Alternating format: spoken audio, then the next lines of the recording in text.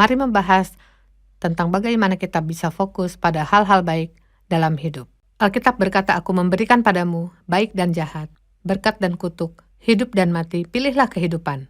Pilihlah yang baik." Jadi, kita punya pilihan setiap hari. Hari ini saya ingin berbicara tentang bagaimana saudara bisa memilih hal yang benar. Ada banyak hal yang baik yang terjadi di dunia ini dan di hidup saudara dan di hidup saya, tapi juga banyak hal buruk yang terjadi di dunia ini. Dan saudara tahu sekarang mungkin sangat banyak, lebih banyak hal buruk yang terjadi. Dan kita tidak terbiasa. Tapi masih banyak hal baik yang terjadi, maka kita harus memilih itu dan fokus pada hal itu. Ketika kita berkumpul dengan teman-teman kita harus fokus membahas hal baik dalam hidup kita daripada hanya membahas permasalahan hidup kita. Maksudnya bukan kita mengabaikan masalah, tapi jangan fokus pada masalah. Fokuslah pada hal baik. Ibrani 12 ayat 2 berkata, "Lakukan dengan mata tertuju kepada Yesus yang memimpin kita dalam iman dan yang membawa iman kita itu kepada kesempurnaan, yang dengan mengabaikan kehinaan tekun memikul salib ganti sukacita." Saya suka versi yang lebih jelas, yang berkata, "Tidak melihat pada gangguan, tapi pada Yesus yang memberikan iman pada kita." Kita bisa memilih fokus kita, apa yang akan saudara fokuskan hari ini, hal baik yang bisa menyemangati dan membangun, atau hal yang akan membuat saudara lelah, putus asa, dan tersiksa. Kita harus bersuka cita. Saya kasih contoh. Kita yang mencintai Yesus, kita ingin bertumbuh, kita ingin berperilaku seperti Allah. Kita harus menginginkan itu. Dan seiring pertumbuhan, kita akan berkembang, tapi masih ada hal yang harus diperbaiki, selalu ada yang salah dan ada yang benar dalam kita. Dan kita harus menghargai proses yang kita buat daripada fokus pada hal yang perlu diperbaiki. Roma 12:21, dan ini salah satu ayat favorit saya dan ini memberikan saya kekuatan. Kita telah menang, janganlah kamu kalah terhadap kejahatan, tetapi kalahkanlah kejahatan dengan kebaikan. Saudara lihat, Tuhan memberikan kita pilihan.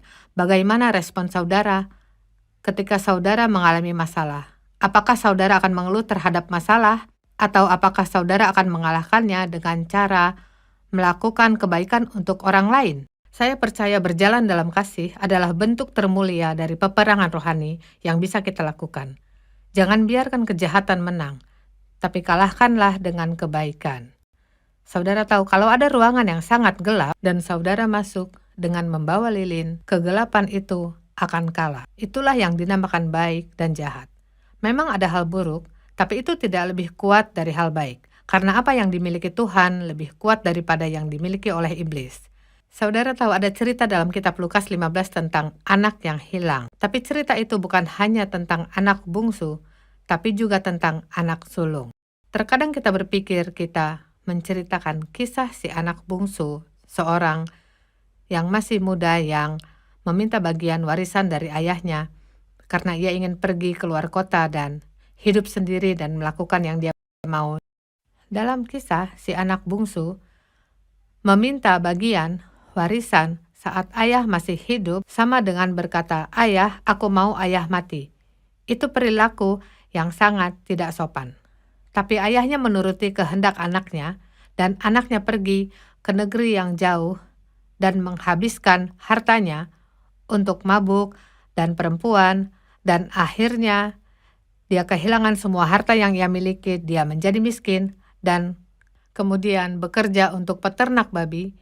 Dia menjadi sangat menderita. Dia akhirnya sadar dan berkata, "Aku tahu apa yang harus kulakukan. Aku akan pulang kepada ayahku, dan aku akan berkata, 'Ayah, aku tidak layak menjadi anakmu lagi. Aku akan senang jika aku bisa bekerja menjadi pelayan ayah.'" Maka dia kembali ke rumah dengan pemikiran itu dan dengan rendah hati berkata, "Ayah, aku tidak layak mendapat apapun, aku bahkan tak layak untuk diampuni, aku tidak layak diperlakukan baik, tapi izinkanlah aku pulang." Dan Alkitab berkata ketika si bungsu mulai terlihat, ayahnya lari menghampirinya dengan tangan terbuka dan menyambutnya dan berkata, "Mari kita rayakan, sembelih anak lembu terbaik pakaikan jubah terbaik, pakaikan perhiasan terbaik, pakaikan alas kaki terbaik, dan kita buat pesta. Dari semua hal buruk, sang ayah hanya fokus pada hal baik, yaitu anakku telah pulang. Bisakah saudara pikirkan satu hal baik untuk dirayakan? Dari semua hal buruk yang terjadi, pasti ada satu hal baik yang bisa saudara rayakan. Lalu, sang ayah berkata, mari kita rayakan. Tapi anak sulungnya tidak ingin merayakan pesta. Dia berkata, aku tidak akan ikut. Ayahnya menjawab, ayo ikut rayakan. Dia berkata, aku tidak akan ikut. Saudara tahu kenapa? Karena anak sulung hanya fokus pada kesalahan adiknya dan perlakuan ayahnya yang tidak adil terhadap adiknya. Dan lagi pula, si sulung telah setia melayani ayahnya dan melakukan semua yang benar, sementara anak satu lagi, dia menghamburkan semua harta pada wanita dan tidak melakukan ini, melakukan itu, semua yang tidak benar. Sementara kau tidak pernah memberikan aku pesta, sang ayah berkata, anakku, kau telah bersamaku selama ini dan memiliki semuanya. Tapi si sulung tidak mau merayakan karena dia iri dan lebih fokus pada hal buruk. Mungkin beberapa dari saudara ada yang tidak berbahagia karena saudara hanya fokus pada hal buruk yang terjadi.